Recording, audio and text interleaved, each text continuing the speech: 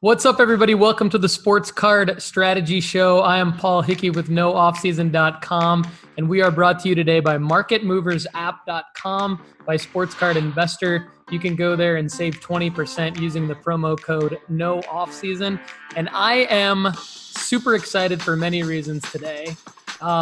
In no particular order, the Major League Baseball will have a season, so it's time to start listing and selling some baseball cards that I've been holding on to for a little while. We've got NFL player movement. We're right down the stretch of NHL and NBA. And then, of course, we've got soccer. And today I've got from Montreal, my main man, co-host Greg Lanctot. He is here with me, and I'm very excited to continue to have him as a consistent co-host on the show. Greg, good to see you, my man. How's everything going? Good to see you, Paul. What's up, man? Good, and you? Everything's great. And I'm excited to hear more about what you were just telling me in the show waiting room here. You were talking about MySlabs. So the first thing I like to do, we're going to talk about a lot of stuff today. A lot of good topics on the horizon, including answering some questions from our Facebook group. But I like, with you and with Kendall, to ask you guys what your recent purchases and sales have been. And you were telling me about MySlabs. So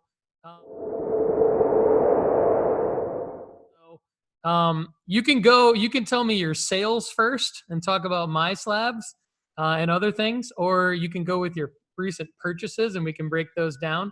And then I'll do mine, but I'll let you kind of kick this off with what you've got going on here.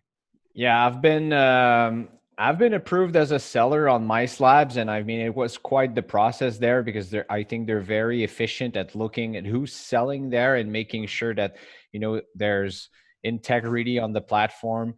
And I love buying from this platform. I like, just looking at what people have listed there. You have pretty cheap cards. You also have people that have very impressive collections, like tons of 5-figure cards in there and some 6 figures as well. So it's very impressive, and I think it's good for a buyer and it's good for a seller. Like the negotiation process is amazing, and I was just approved as a seller, and I started listing yesterday my cards and started getting offers just as I was listing them.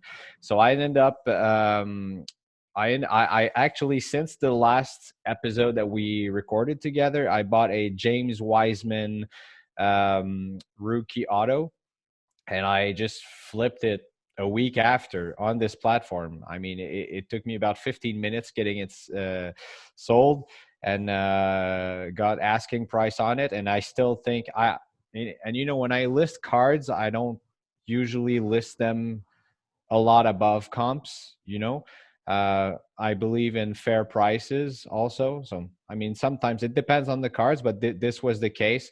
So I think that the buyer got a lot of potential there. A very, very good condition card as well. So he can grade it and still flip it as well on his side.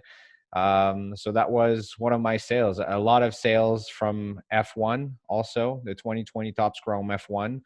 And my pickups were, let me think there's so many pickups that we get and sale and all that stuff. But I got a George Russell portrait refractor from the 2020 Topps Chrome.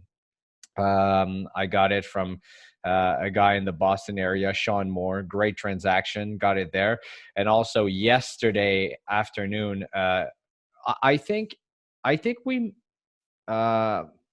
how can I say that?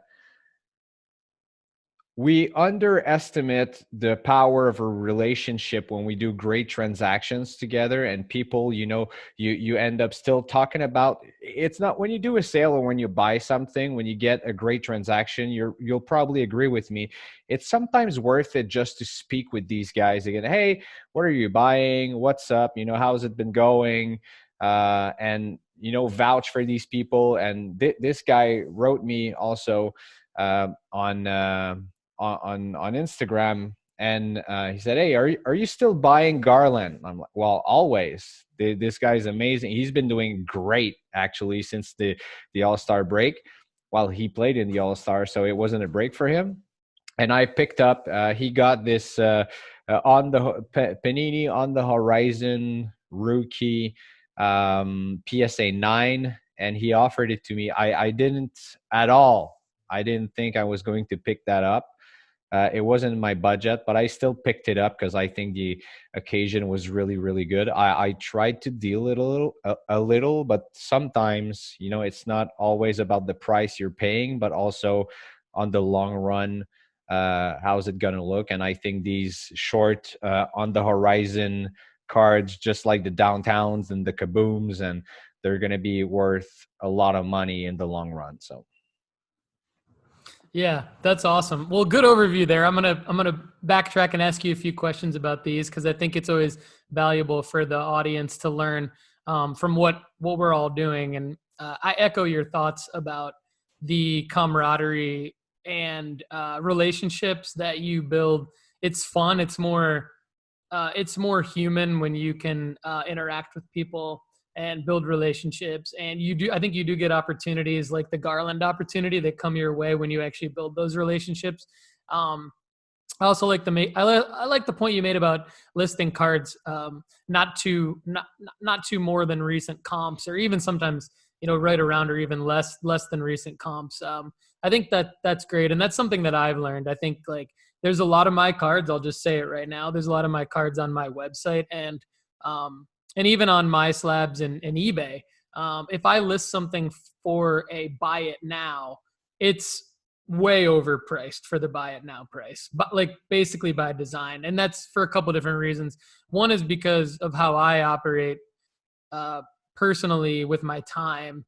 I just kind of err on the side of, I think this card's going to go up in value. So if I'm going to sell it now, I want to make sure I don't get screwed over, but I also want to list the card because it'll be less work for me later to go back and try to dig up the photo of the card and relist it rather than just adjust the price. But you're right. I think that can come across. Like I do sort of wonder sometimes, should I go back and like maybe take these down if they're overpriced, just because it can sort of affect your reputation. So I think that's something to think about. I'm not going to overthink it, but I do think it's something to think about and adjustment I might make. But I want to go back. There are different strategies. There are different strategies. One of my friends is doing that. I mean, he has all 4, 5, 6-figure cards, and he lists them at the price he wants and accept offers and see what's coming. And I think when you're busy, you don't want to be always, you know, taking your listing downs and adjusting them and all that stuff. But it's also a responsibility, I think, on the buyer side. I mean, on MySlabs, I listed my Dusan Vlahovic rookie sticker. SGC 9.5. It's a $450, $500 card, and I got an offer at $150. It was like, are you kidding me? Even if you're, you know, starting a negotiation, when you go at like 25%, 30%, I don't even want to negotiate with you, man. It's just, I think some of these offers can be disrespectful, and you should at least start a negotiation at 50% or something. And if the seller wants to sell at this price, just like you picked up your Garland auto, if he wants to sell, I mean, great. I mean, it's a successful transaction, but starting at, you know, below 33% of the asking price, sometimes it's, I don't know if I'm taking things personal there, but I mean, I would never do that.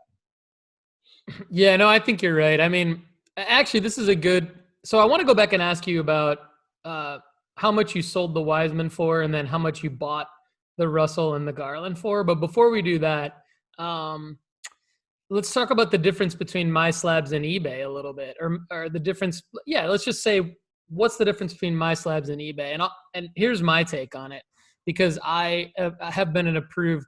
So I basically got my eBay account up and running as a sports card seller like less than a year ago. So July 2021 was when I got that up and running. And then shortly thereafter, applied to be a seller on MySlabs, and then they accepted me.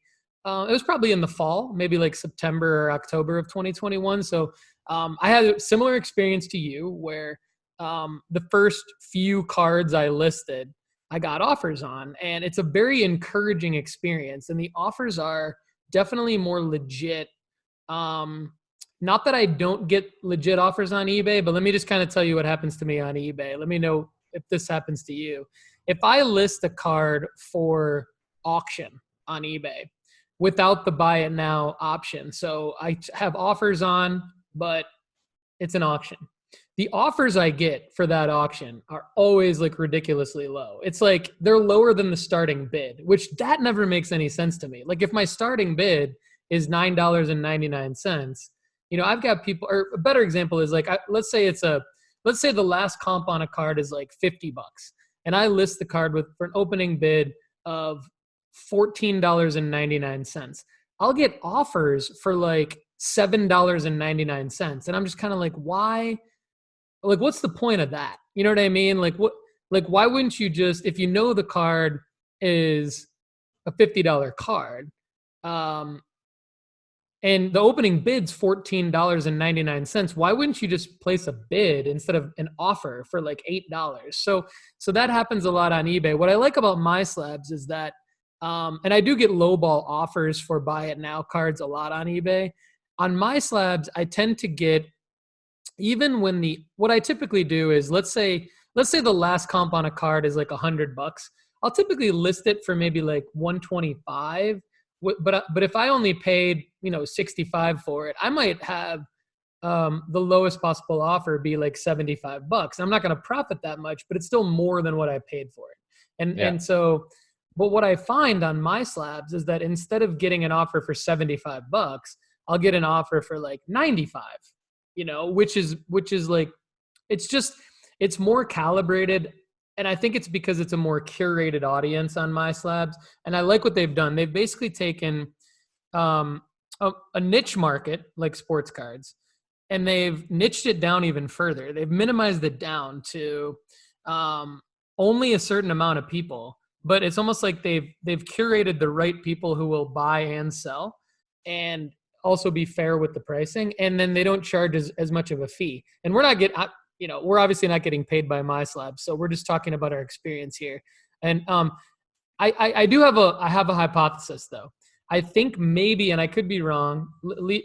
Audience, leave comments about this if on your experience. But when I think this is a tactic. I think like if you haven't gotten traction on a card in a while, say on Facebook or on eBay or whatever, I think you should put them up as a new listing on MySlabs. Even if you haven't gotten traction on MySlabs for a while, I think you should take the same card, put it up as a new listing, because I think what they do is whatever the new listings are, the newest listings, I think they put them up at the top of the site, regardless of what they are. And I could be wrong, but I think that's maybe why you and I have had a similar experience where it's like, which I like that, because I think it incentivizes new people to get on the platform and sell. It's like you put a new listing up, we're gonna highlight it for you. Whereas eBay doesn't necessarily do that. No, eBay doesn't do that. And eBay, I mean, there's so many pair of eyes that run on the website and this platform. But I mean, the fees, and I feel like you sell a card, and then the fees, the taxes, and then the shipping costs and all that stuff. So you end up getting even less than what you calculated you would get. And on MySlabs, it's super, super easy. It's connected to your PayPal account. I mean, you have the partner. You get paid right away. Yeah, you get paid right away. It's done. It's super transparent. You have to ship right away as well, which you want to do if you want to get great reviews. So that's it, man. Just love the platform. It's if you're listening and you're looking for a great place to buy, I mean, great cards, and and the selling process is pretty transparent, which I've heard a lot of things about auctions, about bots on eBay, about a lot of stuff, which I don't trust. And as a buyer, I tend to look. I know you told me early in our friendship. I'll say it this way. I know you told me buying off of eBay helps me, in in the sports card world as a seller, as a buyer, as a collector, investor, whatever. But I tend to, yes, want to know eBay a little more. But at the same time, when I see a card listed on eBay, I'd rather buy it from someone I can have a conversation with off eBay, on Facebook groups, on Instagram, on Discord, whatever. And also give more money to, and I said all of these platforms, and I didn't say MySlabs, but whatever, that I know that the money goes straight up to the seller, and also get a few bucks off, and less fees. So that's just my Yeah, take. that's really good perspective. And I think like one more thing I'll add to this is because you're right. I did say, hey, I think what I meant was, I think this is around the context of, if you buy off of eBay in an auction, you're essentially you're going to get that card for the fair market. Like if as a buyer, if you buy a card off of eBay, you're in theory going to get the fair market value for that card because you've got other people bidding against you. And a lot of time, in my experience, in dealing with people on Facebook, I've overpaid a lot. And in hindsight, that was my fault. Like it was just my fault for overpaying for a card. Like anytime you overpay for a card, it's like, it's the buyer's fault because there's always research that can be done and there's negotiations that can be done. And then ultimately, like if you have a price for a card as a buyer and the seller's price is too high for you, like you need to move on to other things because there's just so many other cards out there. So Yeah. I think that unless you really, really want a card as a collector, I think as an investor, or as an investor, like if you're confident that you're going to make up the ground that you overpaid for that card as an investment, then of course that qualifies that, go ahead and do it. But where I was coming from and advising you was kind of more from a place of like, okay, I've made a ton of mistakes over the last like 18 months. Same. And yeah. And one of the biggest mistakes I made over and over again was just kind of like blindly accepting the price that the seller was giving me in those, let's call it like more not literally face-to-face transactions, but the off eBay transactions, the ones where you can actually interact with the person via social media. And so I'm kind of kicking myself and like, and that's where I think that's where I was coming from, is like, if in theory, if you bid on eBay, you are going to get the fair market value for that card. People will say, well, there's bots and there's shill bidding. Yeah, of course. Absolutely. But yeah, I think that overall, this conversation hopefully is just helping kind of educate everybody about just how to do their due diligence when purchasing cards. And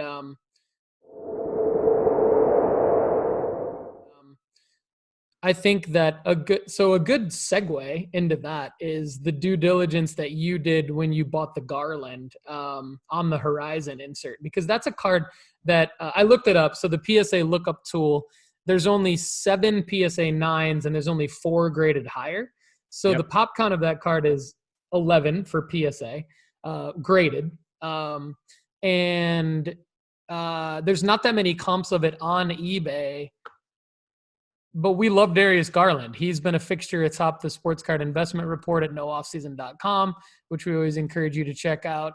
And I did a little bit of research for you, but talk about the research that you did when you pulled the trigger, because you ended up pulling the trigger kind of independently of what I think we probably both came to the same conclusion, but I'm kind of curious for you to tell the audience your thought process when pulling the trigger on that Garland card, because it was not a cheap card. No, it was not a cheap card, but at the same time, I mean, I think it was not in my budget, but my thought process was, I've been looking for a great Garland piece and there's not many. And I mean, I'm not a fan of buying another mosaic variation, or I mean, I might be the only collector / investor that doesn't like Prism. And Garland himself is I think he's a very one of a kind type of player, because a lot of people overlook him, but the people that know the guy and like him, they really, really do like him. And some people can throw a lot of, I mean, I've saw people having ten and $15,000 cards of Darius Garland, which I'm not ready to invest that much into him yet. But yeah, I think this card is pretty short print. It's a nice insert, and also I wanted to dip my toes into, like I said, these short prints that are like kabooms and downtowns and all that stuff. So Garland not having many autos, the only one he has, You Own It. The Goodwin rookie auto. So that was my thought process. And I mean, this, I know the seller was selling it to me at a fair price. And I think that when the Cavaliers make the playoffs, and even in the years future, this card is going to value much more. So at some point, you got to learn to, even if you didn't plan it, didn't budget it, you got to learn to pull a trigger when the time comes. And that's what I did. I mean, I just said, I don't think, even if, let's say, a bad luck happens or something and I need to sell this card right away, I don't think I'm going to sell it for less than what I paid for. And not because I had a crazy deal on it. That wasn't the case. I don't think you can look at a crazy deal on these cards. But yeah, I think that if need be, I'm just gonna put it for sale for what I paid and just gonna get my money back. That's it. That's all. So yeah. Yeah, I think that's probably a good worst case scenario. So before you say what you paid for this card, let me guess at it. But before I guess, I'm going to walk you through my process researching this card, because I think for the audience, this is the bare minimum of what you should do. And I think so Greg is great at finding these, I'll call them short printed or serial numbered cards that you don't see. Greg finds cards that like you don't see a lot of comps for every day. Like there's cards that like I know the comps for off the top of my head just because of like being in the numbers all the time. But Greg does a great job of sort of like challenging me to help him with some of these investments because he finds these cards that just don't have comps. And so I think first of all, it's a good sign to find a card that doesn't have a lot of comps, and then to do the minimum due diligence of Googling like the name of the card and finding out what set it's from, especially when it's an insert, because I think you want to know, like, then you can look up like how much does a sealed hobby box or blaster box of that set sell for, and then you can go to the eBay sold listings for that, and then of course going to the eBay sold listings for that card and allow the eBay results to show you, like it literally says on eBay, completed listings, sold listings, but also like take out some of the qualifiers. So this, in Greg's case, this was a PSA 9. I just put Darius Garland on the horizon because I want to see what comes back from SGC or Raw or PSA 8 or PSA 10, et cetera, et cetera. And then I go to the PSA, because this is a PSA graded card, and Greg sent me the photo of it. I go to psacard.com/cert, and then I type in the certification number, and then it shows me that this is an actual serial number, certification number card rather, brand Panini on the horizon, Darius Garland, mint 9, population higher 4, which means there's 4 10s, population 7, which means there's 7 9s. So very, very low pop card. So what set is it from? It's Panini Rewards exclusive, which means that it actually, in theory, is very exclusive. Only people can only redeem it with a certain amount of Panini rewards direct from Panini. that's neither good nor bad. That's just the facts. So the other thing I like about this card is even though it's 2020, it does it technically must be 2019, 2020 because it is a Darius Garland rookie card. It has the RC designation on it. So to have an exclusive insert from Panini Rewards with the RC designation for a player that doesn't have any licensed autos, which we hit on in the last episode that we did together. And then to get it a PSA 9, which is a very high, like a grade that is a desirable grade for an insert like this. Seeing that the last raw comps in the last basically like 8 weeks, this card has sold raw for about an average of 450 to 500 US dollars raw. Then there was a let's see. There's a gold out of 10 variation of this card, which is sold a few times, but we can't really get. So then on December 18th, 2021, there was a PSA 8 of this exact card that sold for $270. Now, even though we're going back to December, this is a very, very rare card, and Darius Garland has outperformed himself since December. He's become an all-star. He's put up a 40-point game. He's averaging 20 points and almost 9 assists, blah, blah, blah. So his performance has gone up. So I would say that minimum this card, this PSA 9 is worth, minimum it's worth 600 US dollars right now. Like as like a fair market value, like 600 US dollars right now. So if you can convert from Canadian to US for me quickly, let's talk US. In your brain. Let's talk US. My guess, since you feel good about the deal that you got on this card, is that you paid 550-ish US dollars, maybe a little bit more for this card. That would be what I would.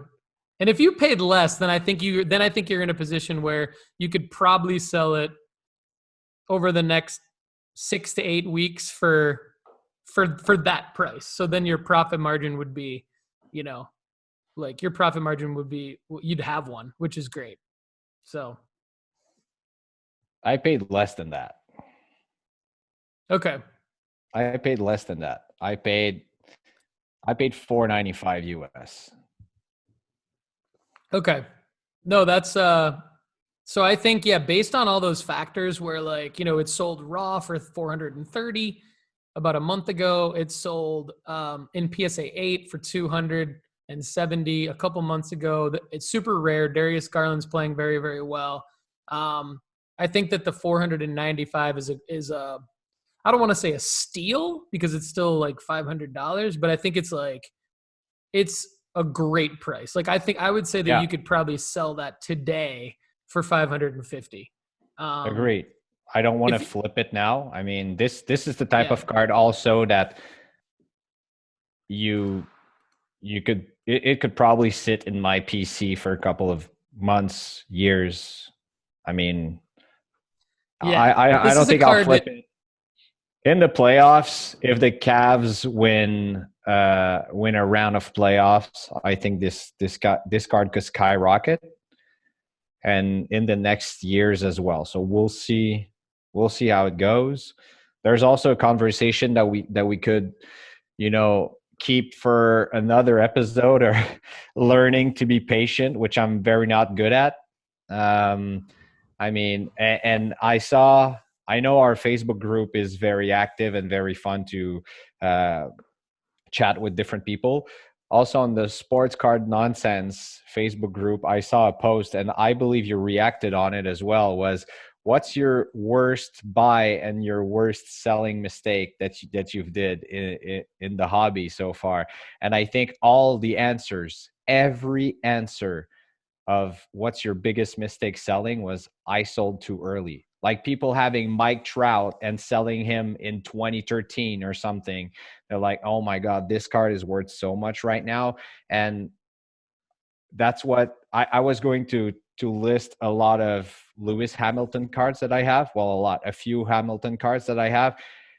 And I was thinking, in 10 years from now, how much are Lewis cards going to go for? And I just Yeah. pumped the brakes and I went like, even if you list them above comps and people give you your wanting price on it, you're going to make what, 100 and 150 more dollars on a card that you thought. But in 10 years from now, the first set of Lewis Hamilton cards, how much is going to be worth? Even base, you don't even know. So Yeah, I think that's a good point. I mean, I think like my mistake was assuming that like, and this was a couple years ago, but a couple years ago I was like, well, I like Darius Garland and I see his PSA 10 Prism is only $50. I'm going to buy that because 2 or 3 years from now that's going to be $1,000. But what I didn't really realize is that there's nothing special about that PSA 10 base Prism, other than the fact that the only thing that gives it value really is that it's a PSA 10. Whereas this Garland on the Horizon insert is a rare insert um, that you can take. I think the other thing is you could take this to any card show in the next 2 years and get a real good idea for what you could get for it, because I think that this is a more of a card show card. You have a lot of leverage with this card. You have a lot of options. Like, it's a card show card. It's an eBay. It's a potential eBay card years from now. I think the Cavs are going to be good for a long time. I think with Mobley, Garland and Mobley together are going to get, and Jared Allen, they give the Cavs a core that I think they're going to be in the mix for a long time. So I agree. I think like this is a card you feel good about keeping for a long time, and I think it only appreciates in value. why So didn't you agree on my let me move? ask you. I love your move. I love your move. So good job. Good job. I would have done, and I also like one thing I don't want to gloss over is you made an important point when you said it wasn't in my budget, but this is the type of card where you just kind of stop and you go, this is still X amount of dollars well spent because of the card. And when you do these are the things that you and I learn as we do this more. And so I think that that's something to hit on to the audience. So, all right. So I want to ask you about how much why did you buy the George Russell and how much did you pay for the George Russell? What can you share with us? I pay around 400. It's a refractor. And I mean, the card is in very, very good condition and has a good shot at PSA 10. When you look at the difference between, I mean, George Russell, everyone knows he's one of the greatest talent in Formula One right now. And also, I mean, he just made the move from Williams to Mercedes, and he's going to be Lewis Hamilton's teammate. I think in a few years, George Russell will have won a world championship. Also, he's going to win his first race this season. I mean, I'm pretty sure of that. If I'm sure of something, is that George Russell and Lando Norris are going to win their first races this season. So imagine it's I don't want to say the equivalent of winning a Super Bowl, because there's never going to be an equivalent of that. But with the growing demand of F1 cards, I mean, having this guy winning his first race, and I have 2 refractors. So my play here will be to keep them until something happens and then sell them.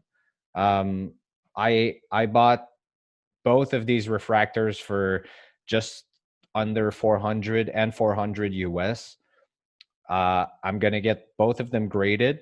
When you look at the PSA 9, the play there on the PSA 9 grade is there's you don't lose, but you don't gain a lot right now by having a PSA 9. I think in the long run, for sure, you'll agree with me, it's going to go up.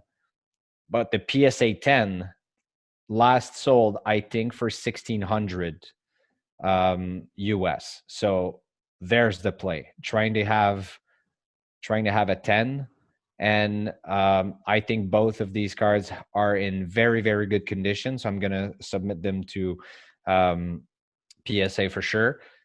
But yeah, this is the play. It's, and you say it very well in your sports card investment report, that you don't you don't need to chase these players, or in that case, these drivers that are very popular right now, and the up and comers. George is an up and comer. I mean, if you look at the F1 world, he's probably the second or third most prized driver. So Lewis being the first, Max Verstappen being second, and George is right there, depending on the variation of the card. And also Lando has a high value because people know, I mean, what I'm telling you is no secret for any F1 fan. But if you're a new F1 fan, which there's a lot right now, and also coming in the next months, years, with Liberty Media buying, with this new Miami Grand Prix coming up, and also the ton of advertising that they've been doing, and also Drive to Survive on Netflix, people are going to learn to know these guys and also love them. There's also some drivers to me that are underpriced, which I'm going to invest in the next weeks and months. But to me, George is he's a safe bet. You don't have a lot of risk because he's going to win a world championship. He's in a car that can win a world championship, where Lando, you get a little more risk because you don't know if McLaren can win a world championship, and what's going to be the value of a Lando Norris card in 4 years if he doesn't win a championship. So when I look at my money and my budget, where am I putting my dollars first? Lewis Hamilton, George Russell. That's my play. Love it.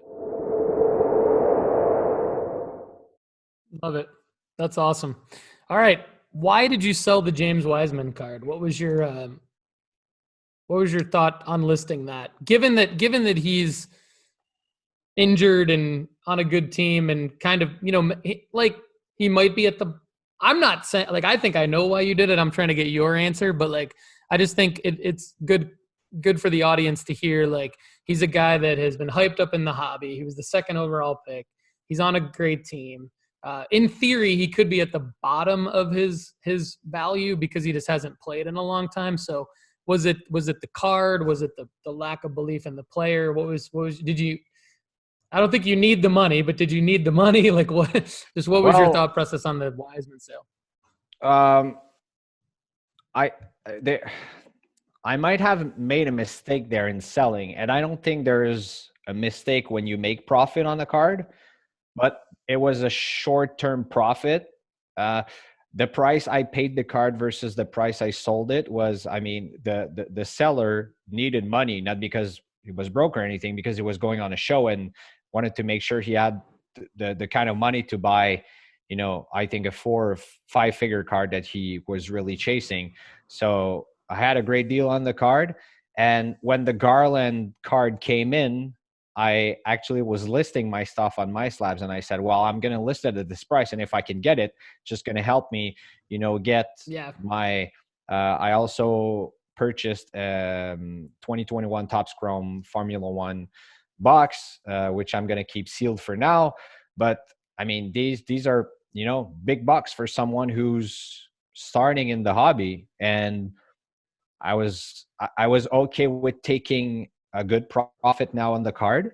Like I said, the buyer still had a very in market price. Weizmann's going to come back. He's going to play with Curry. I think the Warriors are going to have a good playoff run. So, I mean, for me, it was a good win-win transaction.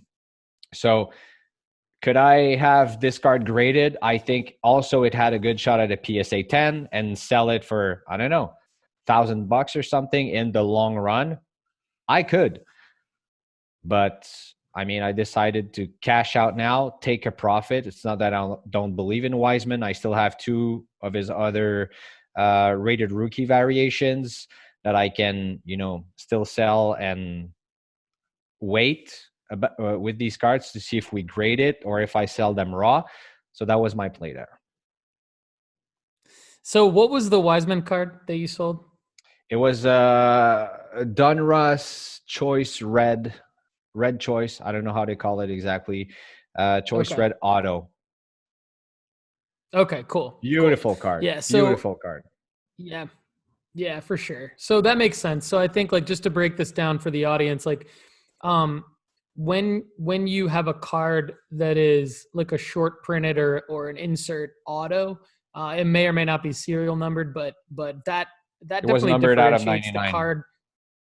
There you go. So it checked all the boxes. It's like high hyped guy, auto, serial numbered, like in special insert with a color, color variation. Those check for those of you, like there's a lot of you listening and watching that already know this, but there's probably even more of you that don't know this, and that is and this is a lesson that I learned really, I want to say the hard way, but definitely like spent some money on a lot of base cards. Whereas like if I would have taken all the money I spent on base cards in 2021 and put it into like 10 cards like the one Greg just talked about, then these are the cards that hold, not only hold value, so they have a much higher floor, but they also they will spike huge when the player has a moment. But even if the player like Weizmann has had nothing but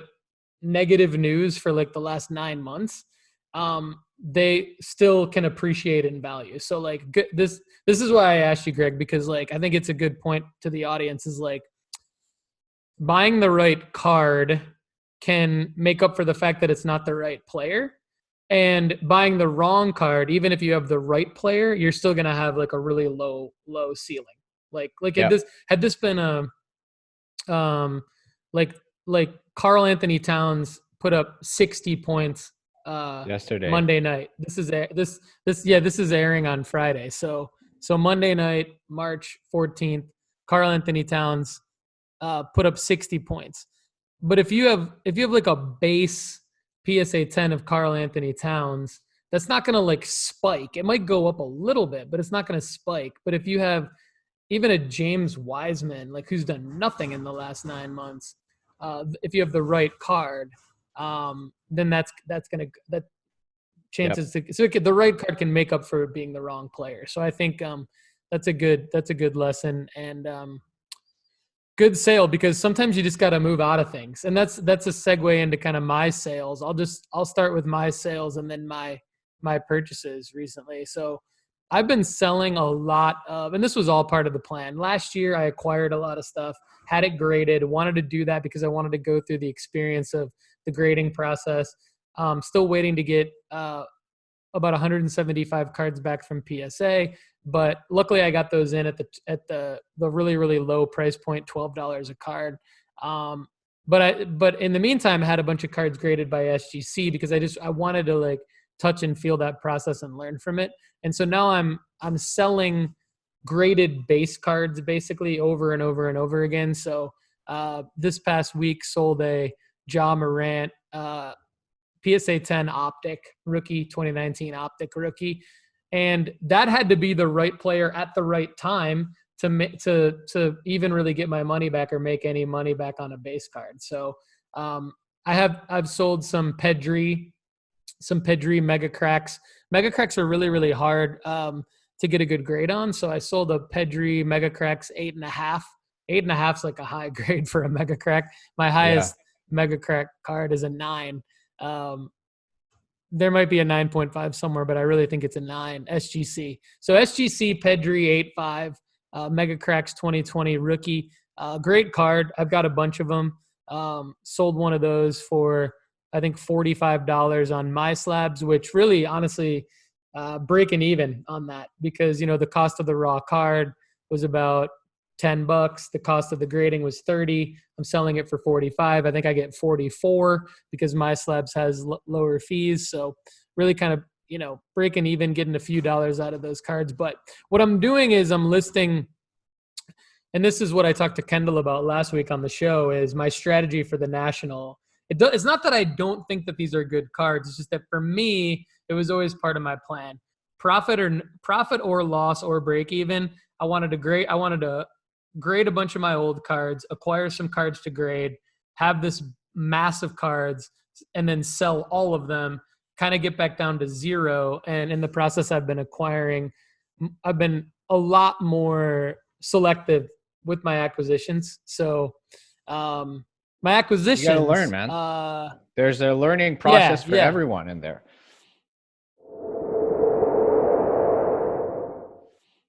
Yeah, let's talk about your acquisitions. I'm curious. Yeah, so the acquisitions, I really, really wanted the release of the Zero Cool V-Friends cards. And let's talk about that real quick. I did not get them because this is a Dutch auction. This is for those of you who don't know, there's a lot of you that already know this, but for those of you who don't know, Fanatics obviously acquired the rights to Major League Baseball, NFL, and NBA, as well as the Players Associations. A few years from now, they're going to take everything over from Panini, and they've since acquired Topps. So they're basically producing baseball cards now. And then Josh Luber, their main person in charge of Fanatics Trading Cards Company, had their first release last week. He started a website called zerocool.com, and the purpose of zerocool.com is to sell pop culture cards. So that can include basically anything non-sports. The first release was in partnership with Gary Vaynerchuk and his V-Friends IP. Some of you may know the NFT V-Friends. But they released, what I really, really liked about this is that a lot of things. I think, first of all, it represents, like, this is the model for how sports cards will be sold once Fanatics has all the licenses. So they're obviously not going to have they might have NHL if they acquire Upper Deck, but that hasn't happened yet. But they're for sure going to have baseball, basketball, football, and these culture cards. So for now, baseball, basketball, football, and the culture cards in the future, once Fanatics has all the licenses, this is how they're going to be sold. So right now, you can go to paniniamerica.net, which I'll talk more about in a second because it has to do with what I actually purchased. You can go to paniniamerica.net and you can see their upcoming releases of the sports cards there. And at the release time, there's a countdown clock. And at the release time, you can refresh your browser and you can click add to cart. Or you can sometimes they have a decreasing Dutch auction. So the decreasing Dutch auction is you can click add to cart right away, or you can wait 2 minutes for your browser to refresh, and then the price will go down every 2 minutes, and you can get the card for less, but they usually sell out about halfway. So they'll say this is going to go from $1,200 all the way down to $300, but you can buy at $1,200, or you can buy 2 minutes after. Every so often you can keep trying to buy, but the risk there is that you lose out on everything the longer you wait. Yeah. With what Josh Luber and Fanatics did was they created a Dutch auction where it's called a blind Dutch auction, where for basically 48 hours you could go to zerocool.com and you could put in a bid on the V-Friends trading cards, and they only released 800 boxes and for sale.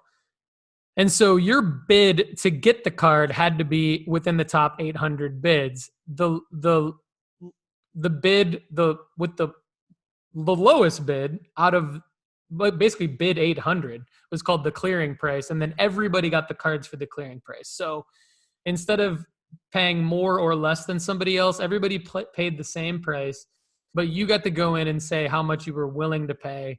The risk is that you didn't get the cards. But what I like about this is, like, if you got the cards, you got a limited edition. You got like a truly limited edition. There were only 800 of these boxes, and the clearing price was $2,150. I put in a bid of $1,000. I thought, hey, if I can get these for $1,000, I'll be happy because there's only 800 of them, and there's a bunch of one of ones. There's a bunch of serial numbered cards. There's Gary V autos, Gary V sketches, all this stuff. And I love Gary Vee, but even if I didn't love Gary Vee, point is this is a limited edition print run. I think this is how all sports cards will be sold in the future. And it was a great experience to be part of it. So I wanted to participate in that. So even though I didn't get the cards, I ended up taking my $1,000 and spending it in a little different way, which I'll talk about in a second. But I did want to make sure that I talked about the zerocool.com and the VFriends trading card experience. So Greg, if you want to add anything to that before I go into my purchases, definitely feel free. I don't have anything to add to that. I didn't get on the Zero Cool train at all. So yeah, and I don't think that I'm going to necessarily get in on the Zero Cool train every time, because I'm not as much of a pop culture collectible guy as I am like strictly sports cards. But I did want to participate in it for the learning experience, and just to kind of, because I just know beyond a shadow of a doubt, like this is how I'm going to have to buy trading cards in like 2 or 3 years if I want the really good ones. So I wanted to get a gauge for it. So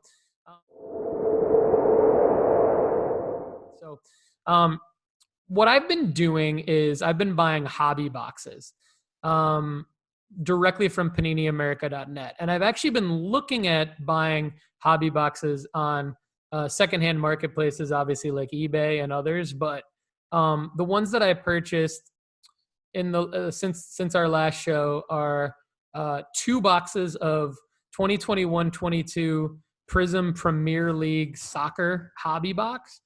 And I'm not a Premier League guy. I am a Prism guy, and I am a hobby box guy, because in the hobby boxes you're guaranteed autographs. And really what you want are the autograph. You, like I said a minute ago, Greg made the point about the Weizmann and the Garland cards. You want autos, you want serial numbered cards, you want short printed variations, you want memorabilia cards. And so the key term here is hobby box. In just about every hobby box, and what I like about it is there's always a clear description of what comes in a hobby box. So, and you can check the checklist. So because this purchase was a little bit unlike me, because I paid $650 for 2 hobby boxes, so they're $325 a piece. But I really did a lot of research on this before I pulled the trigger. And the reason I ended up pulling the trigger is because I'm convinced that these sealed hobby boxes are going to go, one of 2 things are going to happen. Either the sealed hobby boxes are going to go up in price, not like singles, where singles can spike. I think the sealed hobby boxes will go up slowly but surely in price over the next few years. And the reason why is because of the checklist. The checklist not only has a ton of like color blast and different short print variations, but there's a pretty robust signatures and autograph checklist in here. There's and the players who have signed in this set include like Ronaldo, your guy Mason Mount. You've got rookies in here. I'm not blown away by the rookie checklist, but you've got like dual signatures. So flashback autographs. There's also flashback autographs. So you've got like none of these guys that I'm super crazy on, but you've got like Wayne Rooney, Clint Dempsey. The signatures checklist includes Kevin De Bruyne, Harry Kane, Ronaldo. So you've got the opportunity to get a lot of Premier League stars and their autographs and short prints. My plan for this box, because I'm not someone who's a fan of the Premier League, so I'm not going to really love ripping this box. But I think that I will be able to show this box to people who will really, really want this box, and I think I'll be able to end up making a profit on it. I think just because of the possibility of the autos that you might get. So we'll see. Good play, man. Good play. I agree with you. I think in the soccer market, there's rookie cards are prized, but short prints after the rookie years are also very prized. So, I mean, I think it's a good buy. It's a good buy. People, you said Harry Kane, but if you have a variation of a Harry Kane card, of a Ronaldo card. These guys hold up their value, and there's a lot of good rookies also in there. There's big names and guys that are become bigger names also after the World Cup. So Harry Kane for me has been a big sleeper that we don't talk about much in the hobby. But I mean, name me a guy who's going to score more goals in the World Cup. Yeah. That's it. No one. So, I mean, yeah, exactly. That's it. So, I mean, and I don't believe the guy is going to play for Tottenham in his whole career. He's going to move to a bigger club at some point. There was a lot of speculation he was going to City, but now City said that they were going to pay whatever price they have to pay to get Haaland. So where is he going to move? Is he going to replace Ronaldo at United? That's very possible. I mean, I don't know. I'm just speculating, but I can't believe having a guy with the talent and tenure of Harry Kane playing his whole career for Tottenham. I mean, what legacy is he going to leave? He's going to be on the move for sure. So that's a guy I'm still looking to put some of my money on. Yeah, that's good to know. I mean, I'm glad to hear that you like that play. I think I was a little bit hesitant for a bunch of different reasons. It didn't sell out right away. Like most of these releases on PaniniAmerica.net, like they sell out like within the first. Yeah, it's impossible. 10 minutes. You have to be in front of your computer to buy them because boom, they're gone. Yeah. Like this one I got the next day, which made me a little bit hesitant, but then it was gone. Like, so I think I must have gotten like some of the last two of the last boxes somewhere. But yeah, I'm not going to follow the rookies. There's a guy named Joao Pedro for Watford. I don't know if you know anything about him. If anyone does, drop in the comments. But yeah, I just think in totality, this seemed like a good move. And then secondarily to everything that you said, there is this element, which is another topic for another day, but there is this element of like people coming into soccer cards that know Prism and that know the Premier League. They recognize Prism and they recognize the Premier League. And I think that they would see this box and they would buy it. And so I don't think it's a box. We talked about this, like when you have to explain a card to someone, it's not a good card to sell. It's like if you have to try to explain it to someone, like that's not a good card to hold. But like this just felt like something I don't have to explain it. Like Prism, Premier League, autographs, inserts, like decent price. Let's try it. So, all right. Well, the other two, I'm gonna breeze through my other two purchases because they were the same rationale. I also got a 2021-22 Panini Origins hobby box for $525 and a 2021 Panini Playbook NFL hobby box for $450. And my thought, all I did here was I just researched, I just read about what's in these boxes, and I love the rookie classes for each of these. And rather than take that money and put it against singles of guys that like could get injured or like in total, the 2021-22 rookie class for the NBA and the 2021 rookie class for the NFL, I will just buy them as a class in a sealed hobby box with autographs, patches, inserts, serial numbered cards, and feel good about my investment there. And I'm just going to keep it sealed and move it when I feel like it's the right time. But those things are definitely going to go up in value. There's no way that those things go down in value. I don't doubt it. Yeah. So pretty happy about that. I would keep them sealed as well. Keeping the sealed wax. I'm not. It's not that I'm not buying singles. It's just that like I'm trying to move where I am right now. Is I'm trying to move out of all of my singles that I own, and then if I'm buying anything, it's going to be like like the one that fell in your lap, the Garland PSA 9 or sealed wax. So, so I know there's a couple of things.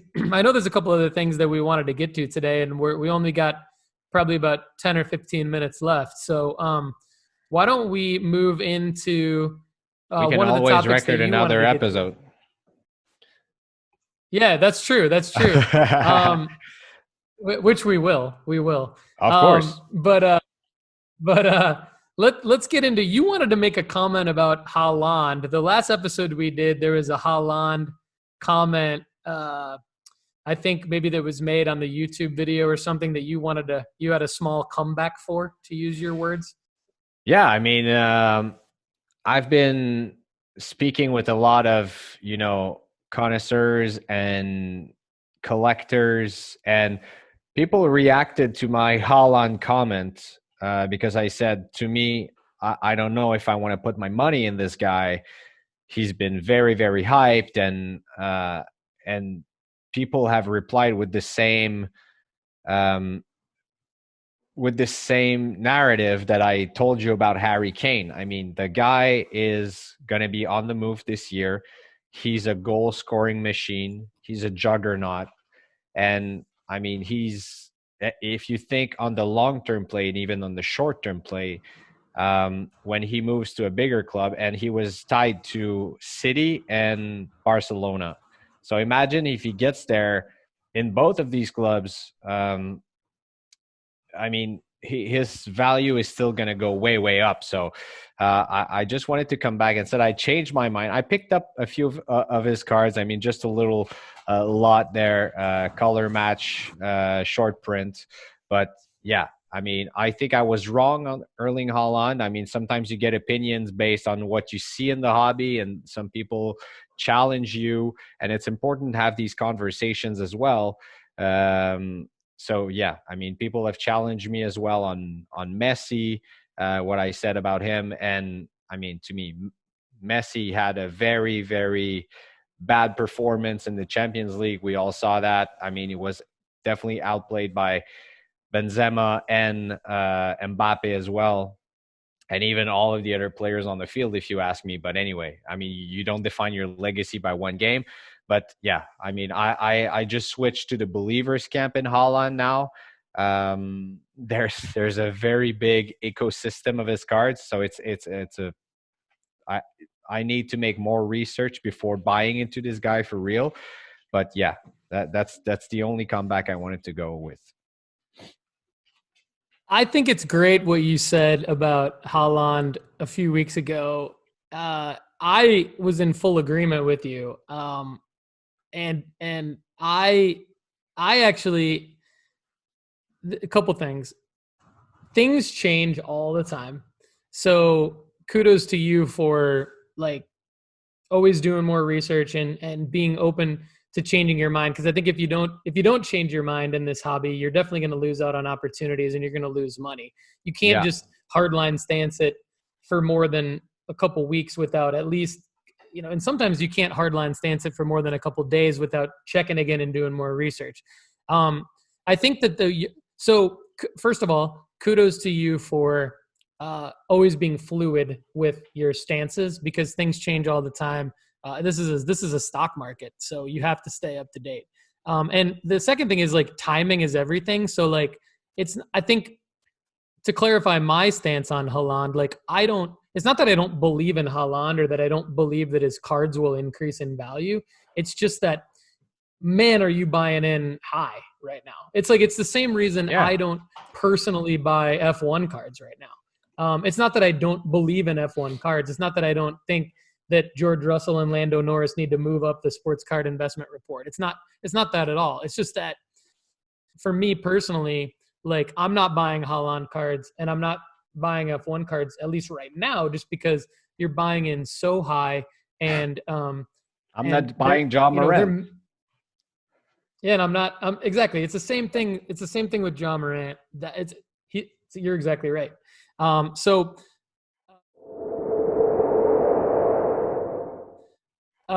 Quick thing I wanted to get out there. Ja Morant helps me segue because the guy I wanted to talk about is Miles Bridges and timing on Miles Bridges. I want to throw this out there right now because in our last episode, you and I talked about, could you make money if you only focused on one player and only one player for like, say, 2 years, 3 years, 4 years, 5 years? Miles Bridges is proving to be in that category for me because last year I acquired a Miles Bridges raw Prism Silver for $90 when the market was up pretty strong. I had it graded at SGC for $30. It came back at 10. I sold it for $350 in October, November, when he had just won like NBA Player of the Month at the beginning of the NBA season. So I made a lot of money on that card. Now, this is just timing. There's nothing different with Miles Bridges. Like, he's still the same player. He's still playing at the same high level. He hasn't had any other accolades. He still plays for a team that's like a borderline playoff team. But now you can buy his Prism, the same card, Prism Silver Raw. Instead of paying $90, you can pay $20 for it. So now, like, you could buy 3 for the price of 1 that I bought.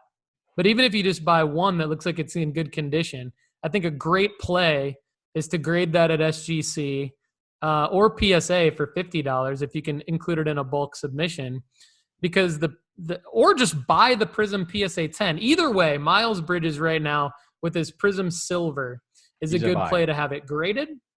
Yeah. To either buy at a 10, because his 10s are only $180 right now, or to grade or to buy a bunch of them raw and then have them graded.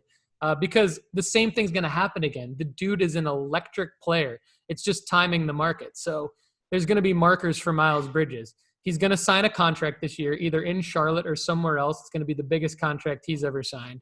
So that's going to be a marker for him. And then he's going to come back at the beginning of next season and put on a bid to be an all-star. So I think he's a good – I just wanted to throw that out there as a potential play and a follow-up for of following the same guy along an up and down. Why not invest in $20?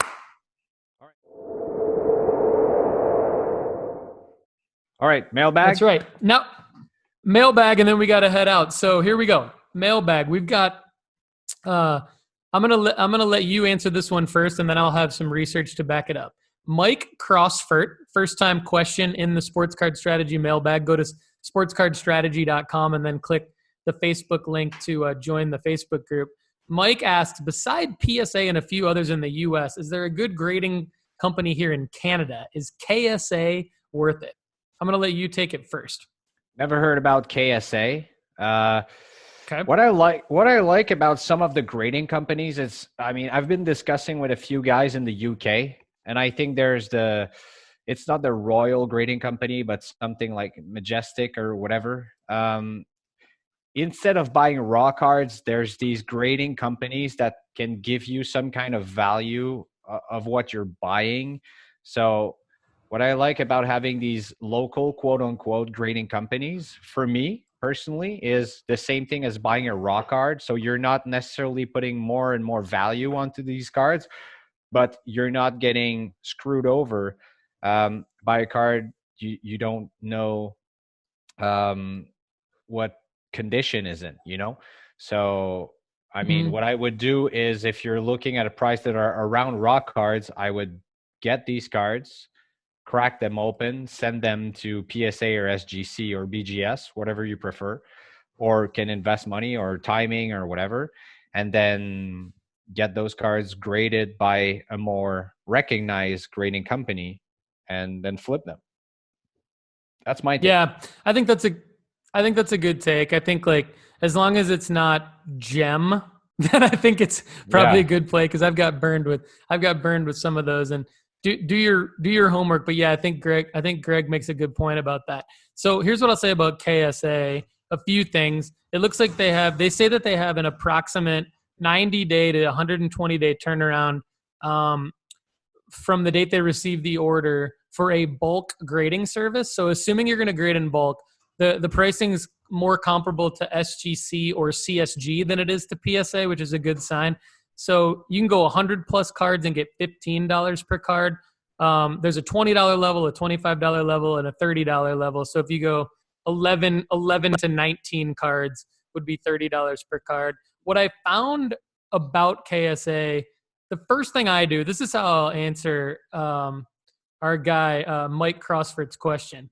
For any new grading company like this, or one that you might be unfamiliar with, because I don't think KSA is new, but like new to you, go to eBay and type in here's what I did: eBay KSA 10 sold listings.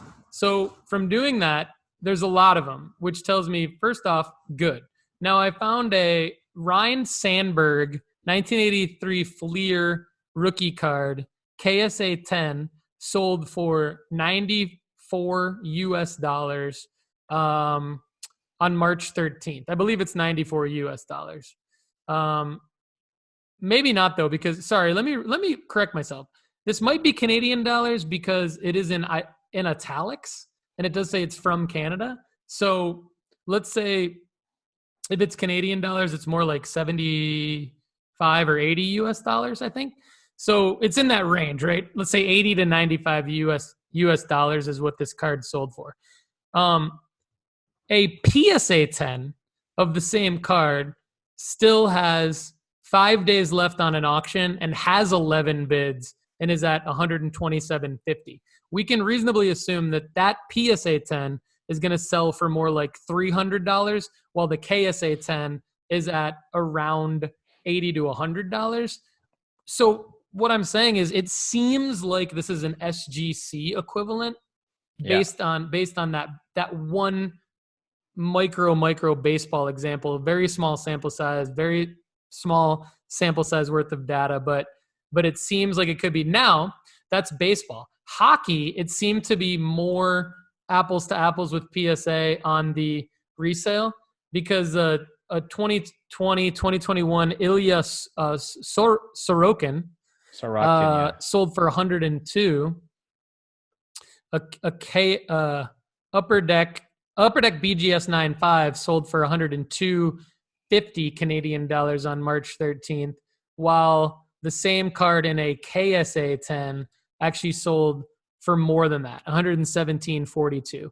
So it seems like the KSA 10 gem mint for hockey cards might be better than like a BGS 9.5 or an SGC, while for non-hockey cards, maybe more comparable, like say baseball cards, more comparable. That's all the research I've done. I will say KSA seems very legit.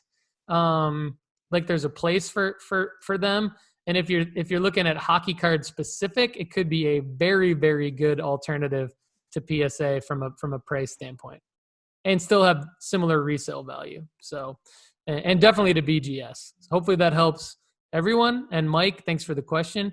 And then we're just gonna wrap up the episode with Sam Cox asked about Fernando Tatis's latest injury, and he's looking like he's going to be out at least 3 months. He says, does this lead to a good investment period, or is he basically like a risky investment given his history of injuries, and do you stay away from Tatis? Okay, first of all, this sucks for people that own Tatis cards right now, because we were just getting to the point where baseball's back. You could probably sell off some of your Tatis because of some of the hype. I personally own like 3 or 4 Tatis cards I was about to list for sale, because based on what I was saying earlier. So now I can't do that. I do think that it probably leads to a longer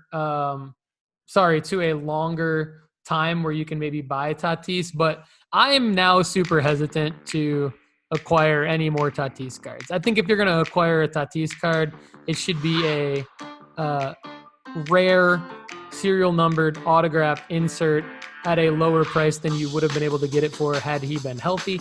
But I would not go out and just buy a bunch of base because he's injured and his prices might go down. So thanks everybody for your questions. sportscardstrategy.com.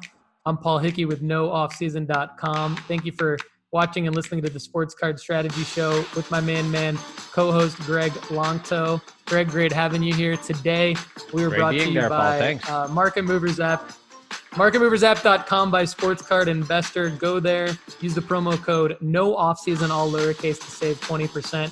And we will see you back here soon. Everybody, thanks and have a great day.